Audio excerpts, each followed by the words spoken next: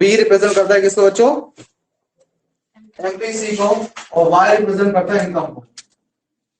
सी बार किसको रिप्रेजेंट करता है, ऑटोनोमस कंजम्पशन। बच्चों ऑटोनोमस कंजम्पशन का मतलब क्या होता है, क्या बताया था मैंने, consumption at zero level of income. Autonomous consumption का मतलब होता है consumption at zero level of income, consumption at zero level of income is called autonomous consumption. ठीक है, बी मतलब एमपीसी। एमपीसी सबको समझ में आ गया था लास्ट क्लास में। वाई का मतलब क्या होता है, इनकम। ये होता है हमारा पूरा कंजम्पशन फंक्शन, इसे हम कंजम्पशन फंक्शन कहते हैं। ठीक है, एक और चीज saving function. Saving function, saving function निकालने का तरीका होता है बच्चों, saving function is S equal to minus C bar, बच्चे प्लस सी है, प्लस का बदले माइनस हो जाएगा, plus 1 minus B into Y. ये होता है हमारा सेविंग फंक्शन। ये माइनस सी बार क्या होता है बच्चों, ये टेस्ट सेविंग को रिप्रेजेंट करता है। किसको रिप्रेजेंट करता है, टेस्ट सेविंग। और ये क्या है, ये 1 माइनस बी, इसे एमपीएस बोलते हैं। क्या बोलते हैं, एमपीएस। वाई का मतलब क्या होता है, वाई का मतलब होता है इनकम। इस पूरे क्वेश्चन को एमपीएस कहते हैं। इसके पीछे रीजन क्या है, यहाँ सुनो। आपने पढ़ा है एमपीसी और एमपीएस का जो सम होता है वो किससे बोलता है, 1। एमपीसी को हम बी बोलते हैं। क्या बोलते हैं, बी। एमपीसी को बी बोलते हैं ना, यहाँ देखो ये लिखा मैंने।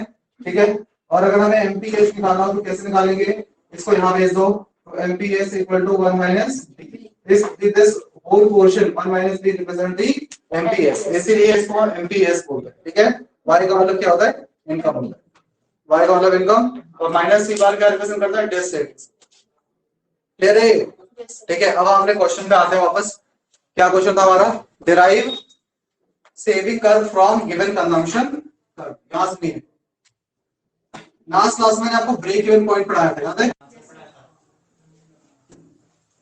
लास्ट क्लास में मैंने आपको ब्रेक इवन पॉइंट पढ़ाया था।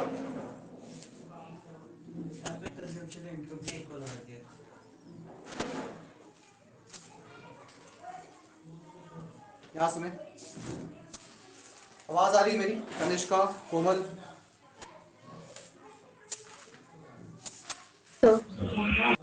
ओके,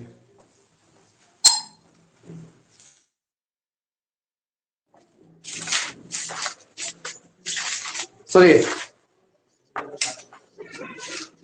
ध्यान से सुनेंगे बच्चों। हम यहां पर लेते हैं इनकम, यहां लेते हैं कंजम्पशन। बच्चों ये हमारा एएस कर्व होता है, ये सर इनकम कर्व भी कहते हैं। क्या कहते हैं इसे, इनकम कर्व। ये एएस कर्व, ये इनकम कर्व कहते हैं। ठीक है, ये हमारा क्या होता है, एएस कर्व, और we can say this is income curve. ठीक है, अब सुनो, ये हमारा कंजम्पशन कंजम्पशन कर्व बनता है ना, जहां पर कंजम्पशन और इनकम इक्वल होता है। इसे हम कौन सा पॉइंट कहते हैं बच्चों, ब्रेक इवन पॉइंट। इसे क्या कहते हैं, ब्रेक इवन पॉइंट। इसे हम ब्रेक इवन पॉइंट कहते हैं। ब्रेक इवन पॉइंट की खास बात क्या होती है, यहाँ कंजम्पशन और इनकम क्या होती है, इक्वल, और सेविंग्स क्या होती है, 0। जब मान लो किसी पर्सन की इनकम 100 है और कंज्यूम भी 100 कर रहा है, तो इसका मतलब सेविंग्स क्या हुई, 0, है ना। तो ब्रेक इवन पॉइंट में इनकम इक्वल टू कंजम्पशन होती है और सेविंग क्या होती है, 0 के इक्वल होती है। ठीक है, अब मेरी बात सुनो ध्यान से।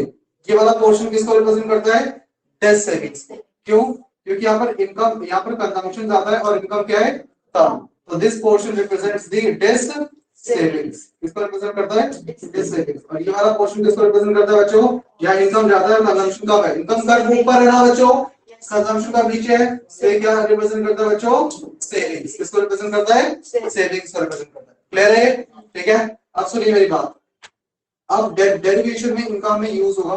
सुनो, एक और चीज मैंने आपको बताई थी कि ये वाला पोर्शन यहां से लेके ये ओ ए, ये वाला पोर्शन बच्चों, ये ओ ए वाला पोर्शन, ये किसको रिप्रेजेंट करता है, autonomous consumption.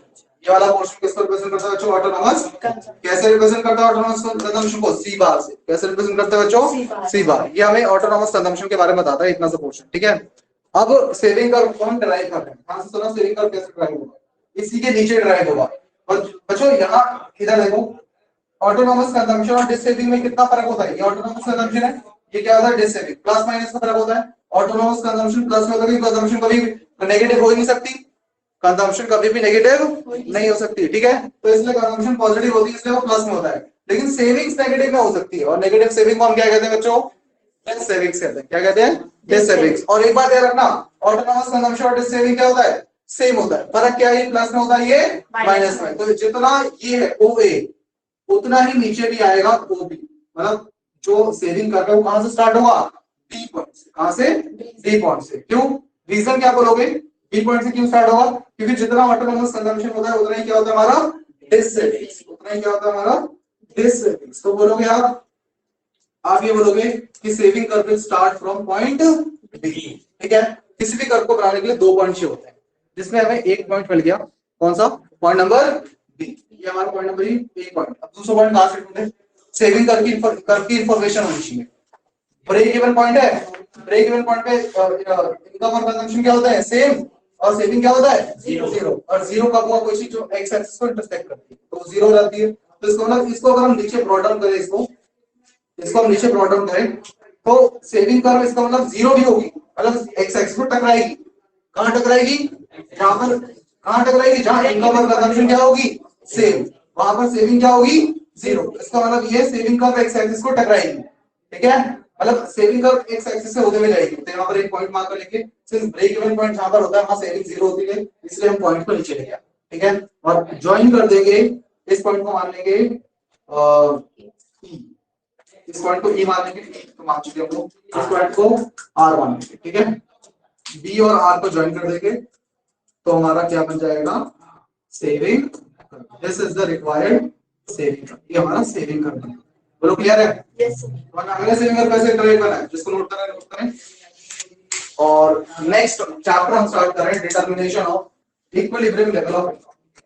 Determination of equilibrium level of income, ये कौन सा चैप्टर था, एडीएएस वाला चैप्टर था, एग्रीगेट डिमांड और एग्रीगेट सप्लाई वाला। अब हम इनकम डिटरमिनेशन वाला चैप्टर स्टार्ट करें, वेरी इंपॉर्टेंट चैप्टर है वो, 2 ही क्वेश्चन है इसके अंदर।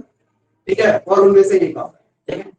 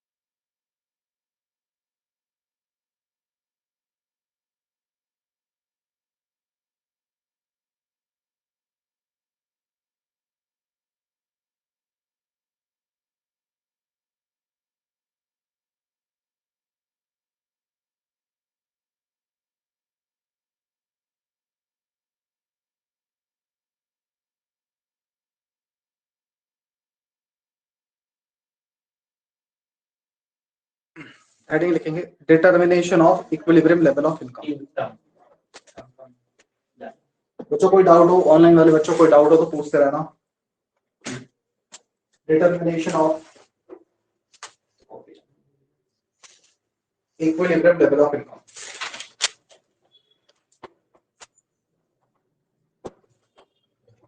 Determination of equilibrium level of income. बच्चों इक्विलिब्रियम लेवल ऑफ इनकम का मतलब क्या है, समझिए। हाँ, देखो इक्विलिब्रियम वो पॉइंट होता है जहां हमारी कंट्री में ना ही इन्फ्लेशन होता है ना ही डिफ्लेशन, दोनों में से कोई भी सिचुएशन नहीं। मतलब जितनी एग्रीगेट डिमांड है उतनी ही एग्रीगेट सप्लाई है। जब एग्रीगेट डिमांड और एग्रीगेट सप्लाई बराबर होती है वो हमारे कंट्री का एक इक्विलिब्रियम पॉइंट होता है। ठीक है, मतलब ना ही कोई डिमांड शॉर्ट है ना ही सप्लाई शॉर्ट है, दोनों ही क्या है बराबर है। तो इक्विलिब्रियम लेवल ऑफ इनकम कहां पर होती है? जहां पर एग्रीगेट डिमांड और एग्रीगेट सप्लाई क्या हो जाए, इक्वल हो जाए, तो वहां पर equilibrium level of income determine होती है। ठीक है, अब इसके लिए हम उसी टेबल को यूज करेंगे जो टेबल हम बनाते हुए आ रहे हैं। याद है मैंने लास्ट क्लास में एक टेबल सिखाई थी ना टेबल, यहाँ सुनो। उस टेबल पे क्या था, पहले हम लेते इनकम, सबको याद होगी वो टेबल। सबसे पहले हम लोग what is consumption, what is income, zero, पहले इनकम लेंगे, लिखेंगे जीरो। उसके बाद क्या बोला था मैंने, 100, 200, 300, 400, 500, यही सब बोला था, 600 बोला था। हाँ 600 भी कराते हैं आप, चलो ठीक है। यहाँ सुनो, इनकम पहले क्या लेंगे 40, फिर 20 से इंक्रीज करो कितना 120, फिर 200, 280 है 460, 360, 360 जोड़ियो एक ही बात है 440, 520। ठीक है, एक ही बात है, ज्यादा गुस्सा मत करो। उसके बाद सेविंग्स भी निकालेंगे। सेविंग्स कैसे निकालते हैं बच्चों, income minus consumption, minus 40, minus 20, 0, 20, 40, 60, 80। उसके बाद इन्वेस्टमेंट कॉस्ट किस रीजन की है, ऑटोनॉमस। बताया था ना हमारे चैप्टर में असम्पशन क्या है, इन्वेस्टमेंट क्या है, ऑटोनॉमस। ऑटोनॉमस क्या होती है, जो कौन करती है, गवर्नमेंट सेक्टर करती है, और वो हमेशा फिक्स रहती है। ठीक है, जैसे 20 देंगे तो आ जाएगी क्या होगी 20, 20, 20, 20, 20, 20 और 20। ठीक है, अब मैंने क्या बताया, इक्विलिब्रियम लेवल ऑफ इनकम कहां डिटरमाइन होती है, जहां एडी और एएस क्या हो जाए इक्वल, जहां एडी और एएस इक्वल होते हैं वहां वो उस समय मान लो हमारी इकोनॉमी जो है इक्विलिब्रियम पे है। ठीक है, और जिस लेवल ऑफ इनकम पे एडी और एएस इक्वल होते हैं, जिस लेवल ऑफ इनकम पे एडी और एएस क्या होते हैं equal,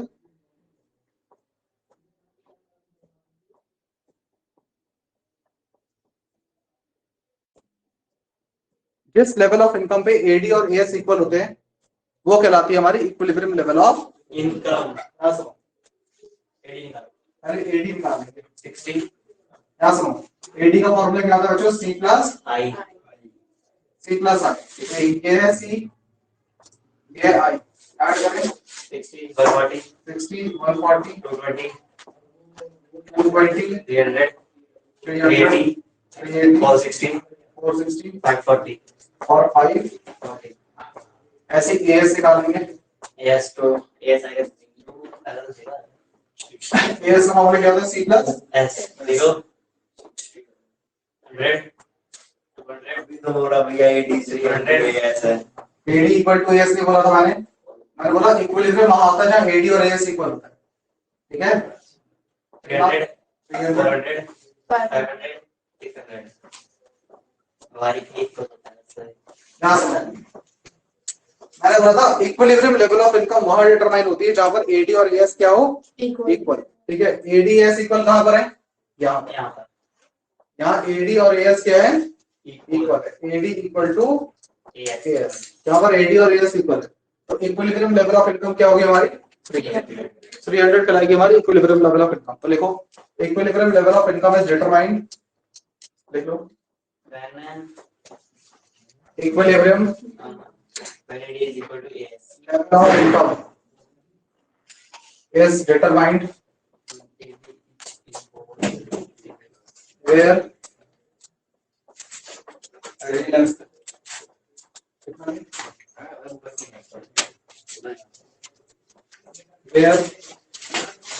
aggregate demand becomes equal to aggregate supply, where aggregate demand becomes equal to aggregate supply। तो ये है होगी हमारी equilibrium level of income. Diagram के हिसाब से बताएं तो बच्चों डायग्राम बना दो तो इस टाइप में बनेगा डायग्राम। एएस जाएगा 0 से, बच्चों एएस ऐसा बनता है, मैंने आपको सिखाया था, और एडी ऐसा बनता है, एडी ऐसा बनता है, यानी कि एडी एएस और यहाँ लेते हैं इनकम, और जहां पर ये दोनों इक्वल होते हैं ये क्या हो जाती है इक्विलिब्रियम लेवल ऑफ इनकम। ये कहलाती है हमारी equilibrium level of income where AD becomes equal to AS। ये हमारी क्या होगी बच्चों, इक्विलिब्रियम लेवल ऑफ इनकम। ठीक है, हाँ जी, जल्दी लिखेंगे इसे।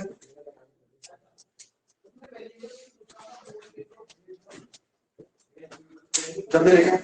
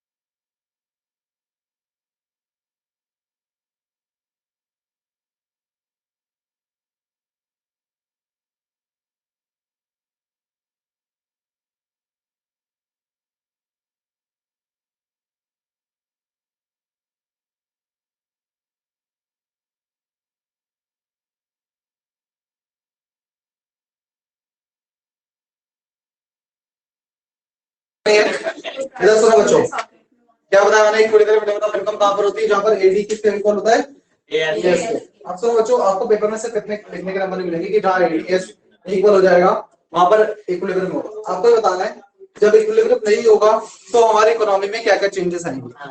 देखो हर इकोनॉमी इक्विलिब्रियम पे नहीं होती है, इक्विलिब्रियम आती है, कैसे आती है। अच्छा इक्विलिब्रियम पे नहीं होती तो क्या सिचुएशन होती है। देखो इकोनॉमी में दो सिचुएशन एग्जिस्ट करती है, सुन लो, इकोनॉमी में दो सिचुएशन एग्जिस्ट करती है। पहली सिचुएशन या तो जब एग्रीगेट डिमांड ज्यादा होगा और एग्रीगेट सप्लाई क्या होगा, कम। ये सिचुएशन वो है जहां पर एग्रीगेट डिमांड ज्यादा है और एग्रीगेट सप्लाई क्या है, कम। यहाँ पर एग्रीगेट सप्लाई कम है, तो इस सिचुएशन में हमारी इकोनॉमी में, इस सिचुएशन में हमारी इकोनॉमी में क्या चेंजेस आएंगे वो पढ़ेंगे, ठीक है। यही क्वेश्चन है, ठीक है। हाँ, दूसरी बात यहाँ ये वाली सिचुएशन कौन सी है बच्चों, यहाँ पर हमारी इकोनॉमी में एडी कम है और एएस क्या है, ज्यादा है। तो क्वेश्चन ये पूछता है कि what are the changes occurred when AD is greater than AS and when AD is less than AS. तो इकोनॉमी में क्या चेंजेस आते हैं, तो ये सबसे मेन पॉइंट है, यहाँ ध्यान से सुनना। तो देखो व्हेन केस नंबर 1, जब हमारी इकोनॉमी में एडी बड़ा होगा और एएस क्या होगा, कम, छोटा होगा। एडी बड़ा होगा और एएस छोटा होगा तो हमारी इकोनॉमी में क्या चेंजेस आएंगे, सुनो। व्हेन यहाँ सुनिए, एग्रीगेट डिमांड ज्यादा है और सुनो, एग्रीगेट डिमांड ज्यादा है और एग्रीगेट सप्लाई कम है। मान लो for example 10,000 units of mobile phone की डिमांड है, लेकिन सप्लाई है मोबाइल फोन की 8,000। तो उस केस में हुआ क्या, फर्म के पास जितना भी स्टॉक होगा, सप्लाई कौन करता है, सेलर, डिमांड कौन करता है, बायर। बायर 10,000 यूनिट का मोबाइल फोन डिमांड कर रहे हैं, सेलर कितना सप्लाई कर रहा है, सिर्फ 8,000 यूनिट सप्लाई करने का तैयार। तो फर्म की जितनी भी इन्वेंटरीज है, इन्वेंटरी का मतलब क्या होता है बच्चों, स्टॉक। अब फर्म के पॉइंट ऑफ व्यू सोचना, पहले सब कुछ फर्म के पॉइंट ऑफ व्यू सोचना है। फर्म का जितना भी स्टॉक है 8,000 सप्लाई करना चाह रही है ना फॉर्म, वो हमको सारा का सारा स्टॉक कम होना लग जाएगा, कम होना स्टार्ट हो जाएगा। क्यों?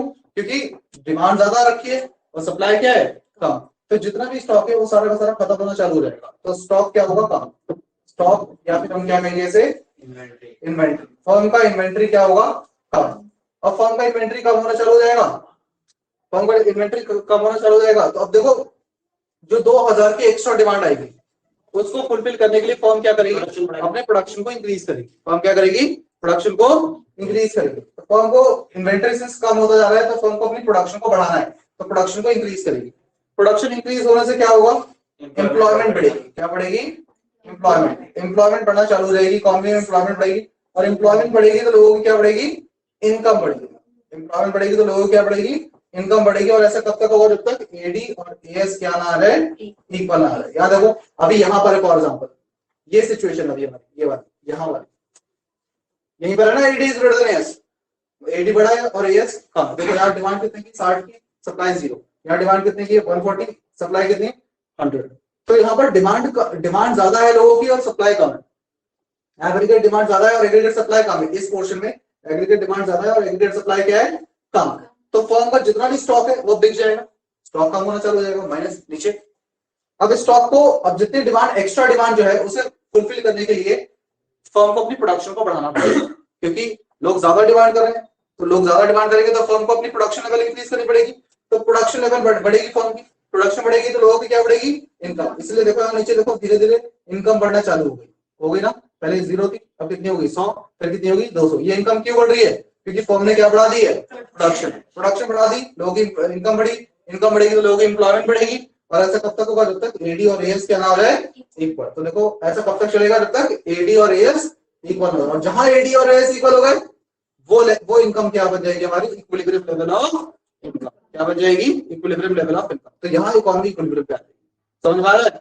और इसका ऑपोजिट होगा कहां पर, यहाँ पर, जब AD is less than AS. तो इस केस में AD is less than AS मतलब बायर बायर सोच रहे हैं कि हमने 10,000 यूनिट्स ऑफ मोबाइल खरीदेंगे, लेकिन सेलर सप्लाई करने के लिए तैयार है सिर्फ, सप्लाई करने के लिए तैयार है 12,000। ठीक है, बायर डिमांड कर रहे 10,000 और सेलर कितना सप्लाई करने के लिए तैयार है, 12,000, मतलब एक्स्ट्रा सप्लाई करने के लिए तैयार है। ठीक है, तो फर्म के पास जितना भी स्टॉक है, स्टॉक या फिर हम क्या कहें, इन्वेंट्री, वो बढ़ जाएगा। इन्वेंट्री बढ़ना चालू हो जाएगा। क्यों बढ़ेगा, सुनो ध्यान से। देखो लोग डिमांड कर रहे हैं 10,000 यूनिट मोबाइल फोन की, लेकिन सप्लाई कितने की आ रही है, 12,000 है। तो फर्म जो है, फर्म का जो स्टॉक है या इन्वेंट्री है वो पड़ा रह जाएगा, जिसको हम स्टॉक पाइलिंग कहते हैं। फर्म का इन्वेंट्री पड़ा रह जाएगा, बिकेगा ही नहीं stock.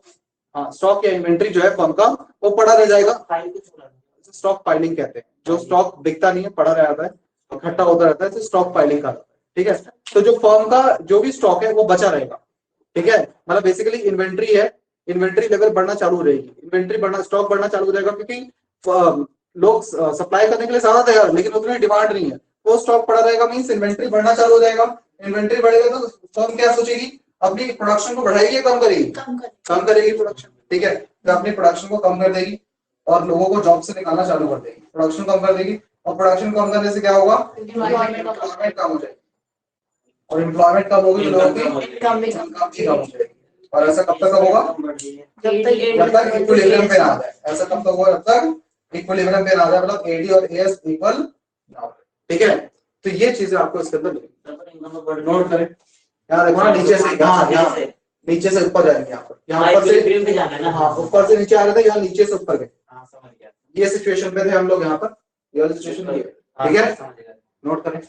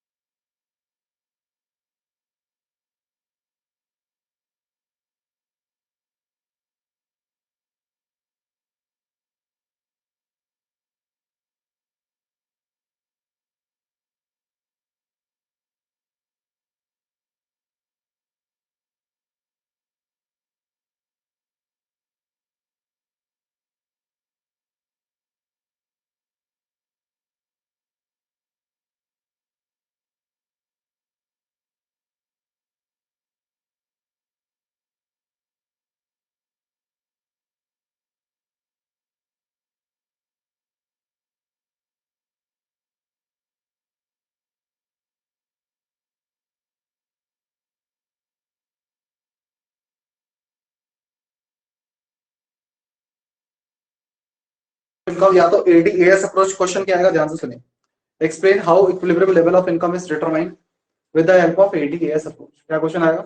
Explain how equilibrium level of income is determined with the help of ADAS approach. तो बोला है एडीएएस अप्रोच के हिसाब से इक्विलिब्रियम लेवल ऑफ इनकम वहां डिटरमाइन होती है जहां एडी और एएस क्या हो जाए, इक्वल। ठीक है, टेबल बनानी, एडीएस इक्वल हो जाए, वहां पर equilibrium level of income determine होता है। ठीक है, ग्राफ जो है सर जब तीन नंबर सामने तब के अकॉर्डिंग फिर आप ग्राफ बना दें। अगर ग्राफ पे नंबर इधर है फिर बनाए सर अगर 2 मार्क्स का है 2 मार्क्स का आएगा तो फिर आपको सिर्फ ग्राफ बनाना है और ये दो चीजें सिर्फ समरी बनाना है।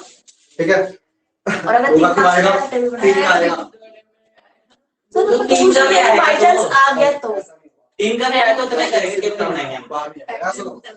ठीक है, उसके बाद बताना आपको कि उसके बाद बताना है अगर when AD is greater than S होगा तो क्या होगा, ये वर्ड्स में लिखना है, समझ देना। ठीक है, और when AD is less than S होगा तो क्या होगा, ये सब लिखना है। ठीक है, अब क्वेश्चन कई बार ये भी आता है कि बताओ आईएएस अप्रोच के हिसाब से, इन्वेस्टमेंट सेविंग अप्रोच के हिसाब से कैसे इक्विलिब्रियम होगा। यहां सुनिए, इसमें लिखना है ये सब कुछ ही है। क्या बोला मैंने, ये अभी हमने क्या पढ़ा, बन जाएगा। अभी हमने क्या पढ़ा, एडीएस अप्रोच। ये क्या था पूरा, एडीएस अप्रोच। क्वेश्चन पूछता है कि explain equilibrium level of income is determined with the help of ADS approach. तो आपको ये सब कुछ लिखना है। लेकिन अगर क्वेश्चन बोलता है कि आईएएस अप्रोच या एसआई अप्रोच बोलता है, एक बार आईएएस अप्रोच के हिसाब से या एसआई अप्रोच के हिसाब से इक्विलिब्रियम लेवल ऑफ इनकम कहां डिटरमाइन होता है। सेकंड अप्रोच है, ये अप्रोच यहीं से निकल के आई है। कैसे, यहां देखो, एडी का फॉर्मूला क्या होता है बच्चों, सी प्लस, और एएस का फॉर्मूला क्या होता है, सी प्लस एस। और इक्विलिब्रियम लेवल ऑफ इनकम कहां होता है, एडी इक्वल टू एएस होता है।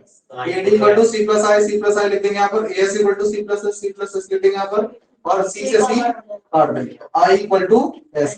तो आप बोलोगे equilibrium level of income is determined where investments become equal to savings. क्या बोलोगे, where investment become equal to savings.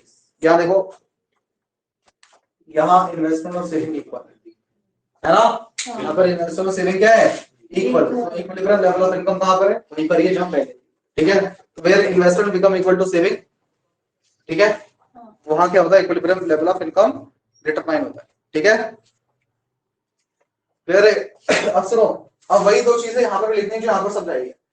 When investment is greater than savings और when investment is less than savings, when investment is greater than saving और when investment is less than saving, तो इस situation में क्या चीज होगी। तो आपको करना क्या है बच्चों, जो अभी आपने पढ़ा है वही चीज करिए इसके अंदर। when investment is greater than savings में ये होगा जो यहाँ पर हुआ, investment is greater then saving में बिल्कुल सेम चीज ही होगी।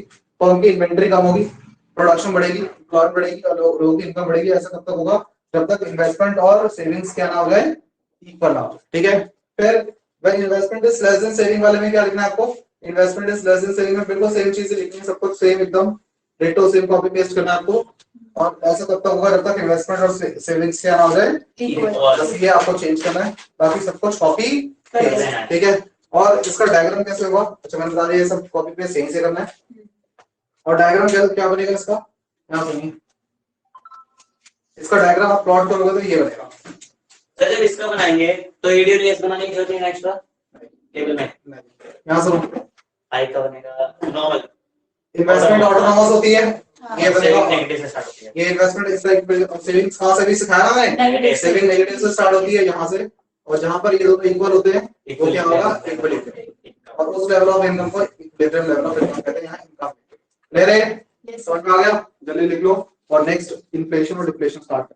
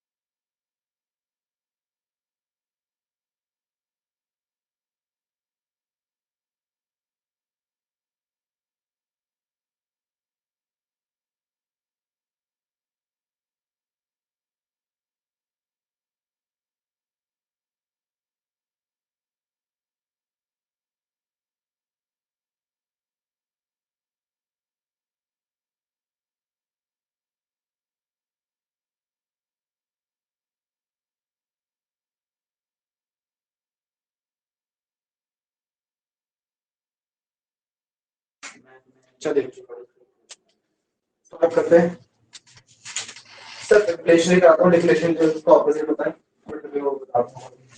देखो इन्फ्लेशन क्या या उसमें कहते हैं एक्सेस डिमांड।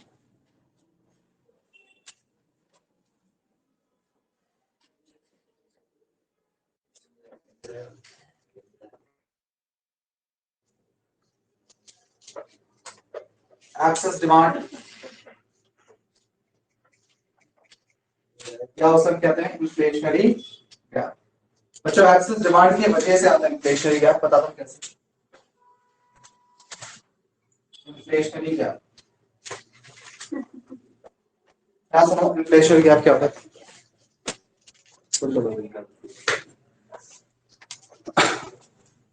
अब वहां बैठा इन्फ्लेशनरी गैप का मतलब क्या होता है और एक्सेस डिमांड डायग्राम की हेल्प से वाई रोबोट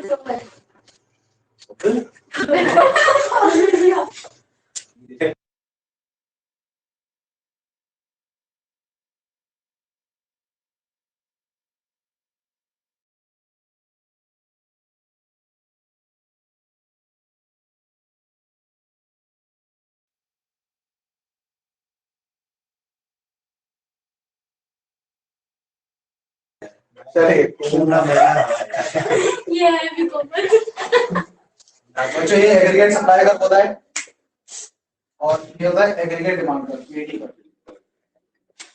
सुनिए ये एग्रीगेट सप्लाई का होता है और ये होता है हमारा एग्रीगेट डिमांड का। बच्चों जहाँ एग्रीगेट और डिमांड और एग्रीगेट सप्लाई होता है वहाँ इक्विलिब्रियम होता है या उसे कहते हैं फुल एम्प्लॉयमेंट लेवल। क्या कहते हैं? Full employment level. इसे फुल एम्प्लॉयमेंट लेवल भी कहते हैं। जैसे जहाँ पर एडी और एएस क्या हो इक्वल, इसे फुल एम्प्लॉयमेंट लेवल कहा जाता है। क्या कहा जाता है? Full employment level. ठीक है, फुल एम्प्लॉयमेंट लेवल कहा जाता है इसे। यहाँ सुनिए इसे हम कहते हैं प्लान्ड एग्रीगेट डिमांड। मतलब फॉर एग्जांपल आपने प्लान किया था कि 10,000 यूनिट्स ऑफ पेन्स की डिमांड है, फॉर एग्जांपल पेन की डिमांड है। इस बात सुन लो, बोला नहीं। अब डिमांड ज्यादा आ गई, डिमांड ज्यादा आ गई, एक्चुअल में जो डिमांड आ गई पेन्स की भाई बोलो, एक्चुअल में डिमांड आ गई 12,000 यूनिट्स। कितनी? 12,000। हमने प्लान करी थी कितनी? 10,000 यूनिट्स की डिमांड आई और आ गई कितनी? 12,000। कितनी एक्स्ट्रा आ गई? 2,000 यूनिट्स की डिमांड एक्स्ट्रा। ठीक है, और हम लोग किस पे? फुल एम्प्लॉयमेंट लेवल पे। किस पे? Full employment. तो एक्सेस डिमांड का मतलब होता है जब एक्चुअल एग्रीगेट डिमांड ज्यादा हो जाए किससे? प्लांट से, और हम लोग फुल एम्प्लॉयमेंट में बैठे हुए हैं। ठीक है, तो डेफिनेशन क्या है इसकी? When actual aggregate demand is more than planned aggregate demand, actual aggregate demand is more than planned aggregate demand at full employment level। तो क्या डेफिनेशन होती है इसकी एक्सेस डिमांड की? Excess demand means, access demand का मतलब क्या होता है? when actual aggregate demand is more than planned aggregate demand, और ये लिखाना, ये लगाना बहुत जरूरी है बच्चों, at full employment level। Full employment level, अगर ये नहीं लगा तो डेफिनेशन अधूरी है। at full employment level। ठीक है, at full employment level ये यूज करना बहुत जरूरी है। at full employment, ठीक है, actual aggregate demand is more than planned aggregate demand at full employment level is called excess demand। ठीक है, अंडरलाइन कर लीजिए सर। एक्सेस डिमांड क्या होती है? जब एक्चुअल एग्रीगेट डिमांड ज्यादा होती है किससे? प्लान से, उसे हम एक्सेस डिमांड कहते हैं। ठीक है, अब यहाँ देखो कितनी एक्स्ट्रा डिमांड आ गई यहाँ पर? 2,000 यूनिट्स की, 2,000 यूनिट्स की एक्स्ट्रा डिमांड आई। यहाँ सुनो, तो ये वाला जो पोर्शन है बच्चों, जब 2,000 यूनिट्स की एक्स्ट्रा डिमांड आई है, ये वाला पोर्शन जो है वो क्रिएट कर देता है इन्फ्लेशन गैप। ठीक है,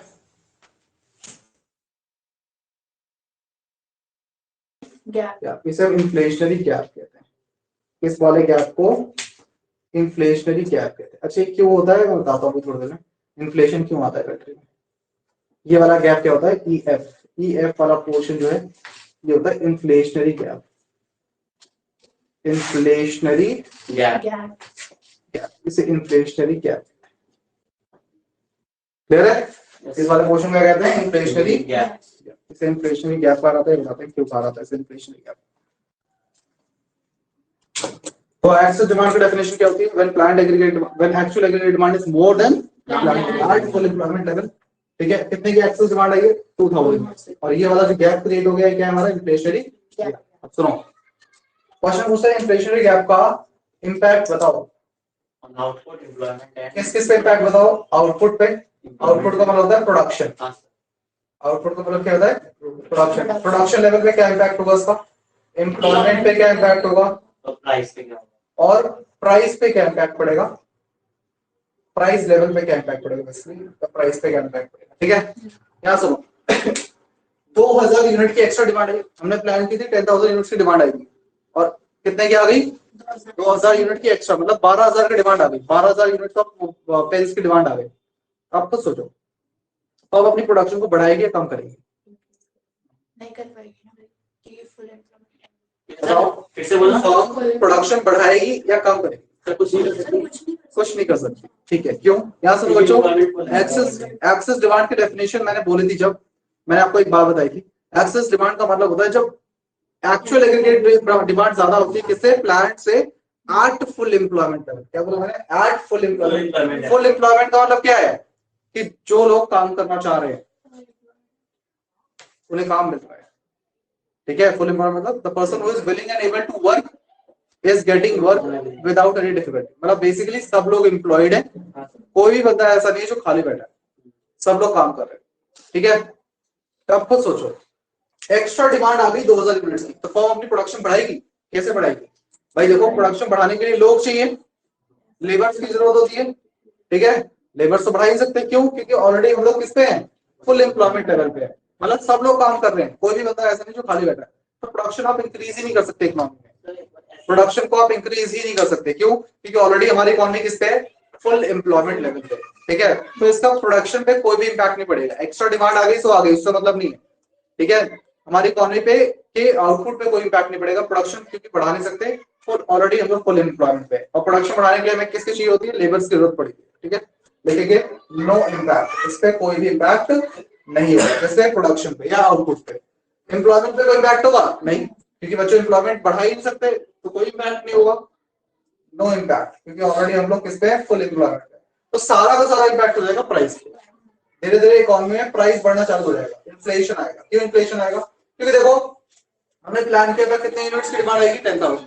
कितने की आ गई? 12,000। हम लोग 10,000 यूनिट्स बना के बैठे हुए हैं, और फॉर एग्जाम्पल मैं सेलर हूं, मैं 10,000 यूनिट बना के बैठा हूं और आप लोग 12,000 यूनिट मांग रहे हो। मान लो ये जो पेन है, ये पेन 10 रुपए का एक है, और मैं इसकी 10,000 यूनिट बना के बैठा हूँ, और आप लोग कितना मांग रहे हो? 12,000 यूनिट। तो मैं क्या करूंगा? मैं अपनी रेट बढ़ा दूंगा। क्यों? क्योंकि 2,000 की एक्स्ट्रा डिमांड आ रखी है ना, तो एक सेलर इसका फायदा उठाएगा। ठीक है, तो मैं रेट बढ़ा दूंगा, जिसको खरीदना खरीदे, वरना चाहिए। तो उससे क्या होगा? रेट बढ़ाना चालू कर रहा हूं मैं, और रेट बढ़ाने का मतलब ही क्या होता है? इन्फ्लेशन। रेट बढ़ाने का मतलब क्या होता है? इन्फ्लेशन। कंट्री में इन्फ्लेशन इसी वजह से आता है, क्योंकि एक्स्ट्रा डिमांड आ जाती है, जो उसको फुलफिल करना मुश्किल हो जाता है, क्योंकि एम्प्लॉयमेंट आप बढ़ा नहीं सकते फुल एम्प्लॉयमेंट पे हम लोग, तो इसीलिए सेलर अपना रेट बढ़ाना चालू कर देता है। और रेट बढ़ाने का मतलब क्या हुआ? प्राइस बढ़ाना। और किसी चीज का प्राइस बढ़ने को तो इन्फ्लेशन कहते हैं, महंगाई को तो इन्फ्लेशन कहते हैं। तो इसलिए सारा इम्पैक्ट किस पे चला जाता है? प्राइस पे। प्राइस बढ़ना चालू होता है। ठीक है, उसके बाद क्वेश्चन पूछता है what are the causes of excess demand? Causes और reasons of excess demand. Excess demand क्यों आती है? क्या कारण है एक्सेस डिमांड का? एक्सेस डिमांड का सबसे मेन कारण होता है इनकम बढ़ना। इनकम बढ़ने की वजह से एक्सेस डिमांड आती है। ठीक है, लेवल ऑफ इनकम बढ़ जाती है इकोनॉमी में, इस वजह से। हाँ, और इनकम बढ़ने के क्या क्या कारण होते हैं? एक्सपोर्ट बढ़ना। इनकम किस वजह से बढ़ती है? एक्सपोर्ट बढ़ने की वजह से। और टैक्स कम होने की वजह से। अब लोगों को टैक्स कम देना पड़ेगा, तो उसका ज्यादा पैसा होगा, ज्यादा इनकम होगी। टैक्स कम होने की वजह से गवर्नमेंट सब्सिडीज बढ़ा देती है, इस वजह से सब्सिडी बढ़ा देती है। ठीक है, और इनकम की बढ़ती है इन्वेस्टमेंट बढ़ने की वजह से। इसकी वजह से इन्वेस्टमेंट इंक्रीज होने की वजह से। अच्छा, इन्वेस्टमेंट बढ़ने से इनकम कैसे बढ़ती है? कुछ इन्वेस्टमेंट बढ़ने से इनकम इस तरीके से बढ़ती है। मान लो कोई हॉस्पिटल बनने के लिए इन्वेस्टमेंट हुई, हॉस्पिटल बन रहा है, तो एक तरीके से इन्वेस्टमेंट है, तो उसमें लोगों का उसमें अलग अलग लोगों की जरूरत पड़ेगी, इंजीनियर्स, ठीक है, इंजीनियर्स हो गए, डॉक्टर्स हो गए, लॉयर्स हो गए, सीए हो गए, ठीक है, इनके पास इनकम जाती है और ये लोग आगे खर्च करते हैं तो उनकी नेक्स्ट लेवल लोगों की इनकम बढ़ती है। तो कोई भी इन्वेस्टमेंट होती है ना उससे बहुत ही ज्यादा इनकम जनरेट होती है। इन्वेस्टमेंट मल्टीप्लायर के टॉपिक में है, वो मैं बताऊंगा, ठीक है। तो इन्वेस्टमेंट बढ़ने की वजह से भी लोगों की इनकम बढ़ती है, तो ये रीजन है जिसकी वजह से इनकम बढ़ती है और इन्हीं वजह से इनकम बढ़ने की वजह से हमारे कंट्री में क्या आता है, इन्फ्लेशन, ठीक है, इन्फ्लेशनरी गैप क्रिएट होता है। उसके बाद next, how to correct inflationary gap या एक्सेस डिमांड। एक्सेस डिमांड या इन्फ्लेशनरी गैप को करेक्ट कैसे कर सकते हैं, ठीक कैसे कर सकते हैं? ठीक करने के दो तरीके हैं, फिस्कल और मॉनेटरी। एक तो फिस्कल पॉलिसी के थ्रू ठीक कर सकते हैं। फिस्कल पॉलिसी वो पॉलिसी होती है जो गवर्नमेंट यूज करती है, यूज बाय द गवर्नमेंट, और एक होती है मॉनेटरी पॉलिसी। मॉनेटरी पॉलिसी से भी आप इन्फ्लेशन को ठीक कर सकते हो, ये यूज करती है आरबीआई या हमारे कंट्री के सेंट्रल बैंक, ठीक है। गवर्नमेंट के हाथ में मेनली दो चीजें होती हैं, एक होता है टैक्स, एक होता है सब्सिडी। गवर्नमेंट एक्सपेंडिचर भी होता है। हाँ, गवर्नमेंट टैक्स बढ़ा देगी क्योंकि इन्फ्लेशन है कंट्री में, और सब्सिडी टैक्स बढ़ा देगी, सब्सिडी को क्या कर देगी, कम कर देगी। मॉनेटरी पॉलिसी में क्या लिखी जाती है बच्चों, याद करो, money bank rate, repo rate, reverse repo rate, जिसको नहीं पता मैं मनी बैंकिंग का चैप्टर पढ़ाऊंगा तो बताऊंगा, ठीक है। Reverse repo rate, OMO, open market operation, बस काफी है। ये सारी चीजें थी ना, जिसको नहीं पता वो मनी एंड बैंकिंग चैप्टर में पढ़ लेगा मेरे से, ठीक है। ध्यान सुनो, आरबीआई क्या करेगी, इन सबको बढ़ा देगी, सीआरआर बढ़ा देगी, एसआरआर बढ़ा देगी, बैंक रेट बढ़ा देगी, repo rate, reverse repo rate, और ओपन मार्केट ऑपरेशन में क्या करेगी, sale of government security. Government security को क्या करेगी, सेल कर देगी। गवर्नमेंट सिक्योरिटी को क्या कर देगी, सेल कर देगी, सो दैट कंट्री में पैसा कम हो जाए, कंट्री से इन्फ्लेशन कम हो जाए, ठीक है। नोट करें, जिसको किसी पॉइंट में डाउट है तो पूछ लो, अगर सीआरआर एसएलआर ये सब नहीं पता तो वैसे मनी बैंकिंग में कराऊंगा।